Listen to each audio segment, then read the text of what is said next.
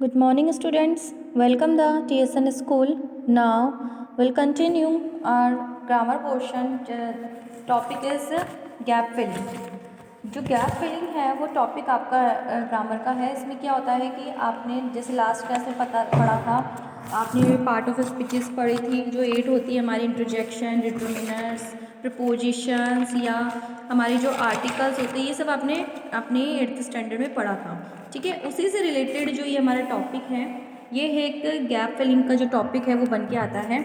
और इसमें क्या होता है, आपके सामने 4 मार्क्स का एक क्वेश्चन आता है, जिसमें से देखिए जैसे क्वेश्चन दे रखा है, fill in any 4 of the following blanks choosing the most appropriate option from the ones given below. Write the answers in your answer sheet against the correct blank numbers. आपके पास में एक fill in the blanks type का एक para होता है, जिसके नीचे आपको हर एक ऑप्शन के साथ में 4 ऑप्शंस दिए हैं. मीन्स ए के साथ के आपके सामने कितने ऑप्शन है? 4 ऑप्शन है.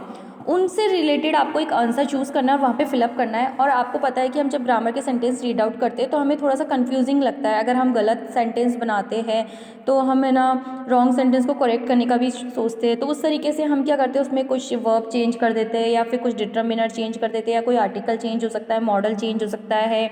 ठीक है, इंटरजेक्शन चेंज हो सकता है, कंजक्शंस चेंज हो सकता है, टेंस के अकॉर्डिंग चेंज हो सकता है. इस तरीके से उसमें जो चेंजेस होते हैं, इस टॉपिक के अकॉर्डिंग हमारा जो ग्रामर का एक टॉपिक बना है वो क्या बना है? Gap filling.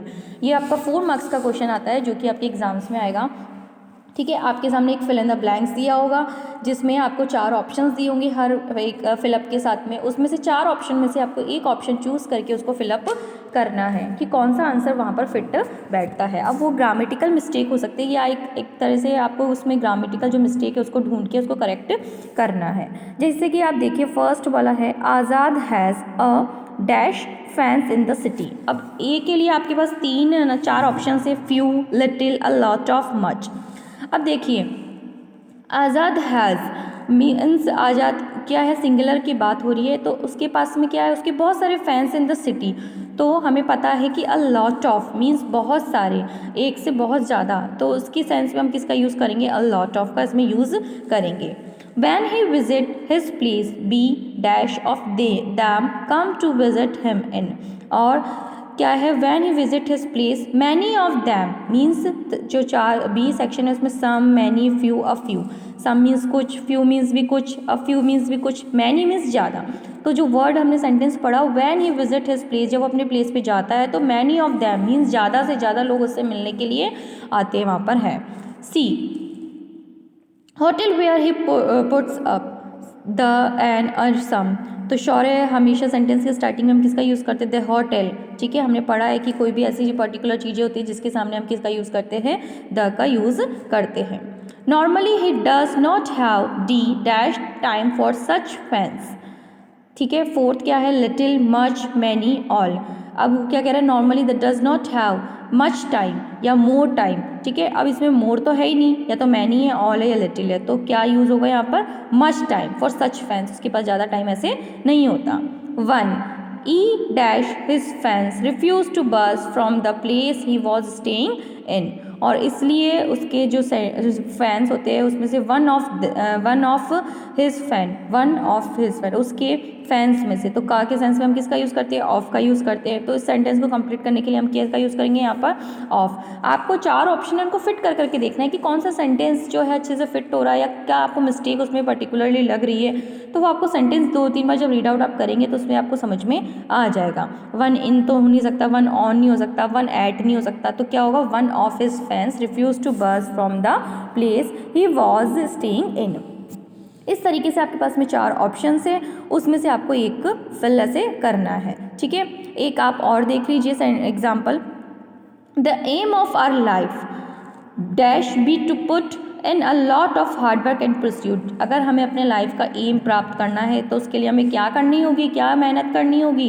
तो शुड, मस्ट, वुड, विल, ये यहाँ पे मॉडल्स का यूज़ हुआ है. तो हमें क्या करनी चाहिए? ज़्यादा मेहनत करनी चाहिए. तो आंसर क्या होगा? शुड.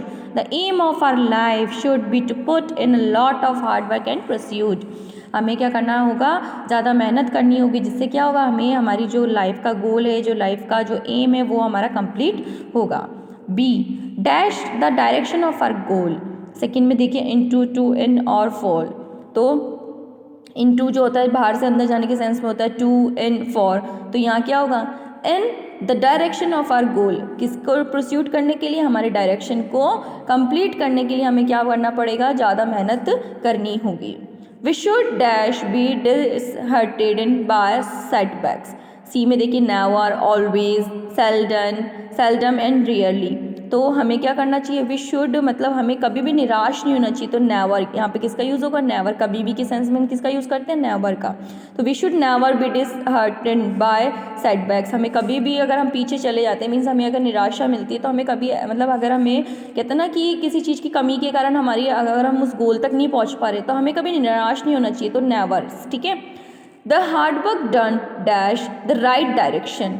और जो हार्डवर्क होता है वो आपको कहाँ ले जा सकता है, राइट डायरेक्शन के अंदर भी आपको ले जा सकता है। So the hard work done in the right direction आपको ले जा सकता है।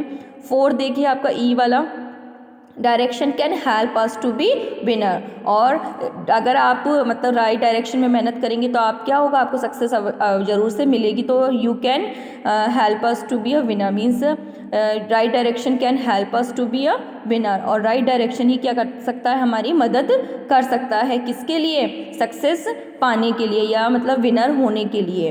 तो इस तरीके के से जो गैप फिलिंग वाला जो आपका टॉपिक है वो 4 मार्क्स का होगा। आपके सामने एक पैरा दिया होगा जिसके अकॉर्डिंगली आपको 4 ऑप्शंस नीचे दिए होंगे हर ऑप्शन के साथ में।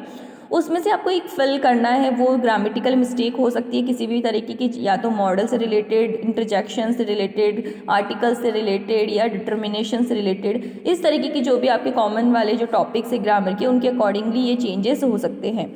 तो इसको आपको कम्प्लीटली ऐसे फिलअप करना है। आपके सामने मैंने 1-2 एक्सरसाइज और दी है, ठीक है, उनको आपको फिल करके अपनी कॉपी में भी नोट डाउन करना है। इस तरीके की हम जो प्रैक्टिस एक्सरसाइज है थोड़ी बहुत और सैम्पल के अकॉर्डिंग करेंगे तो आपको समझ में धीरे धीरे प्रैक्टिस के तौर पे आने लगेगा। If you have any doubt regarding this, please note it down your notebook students.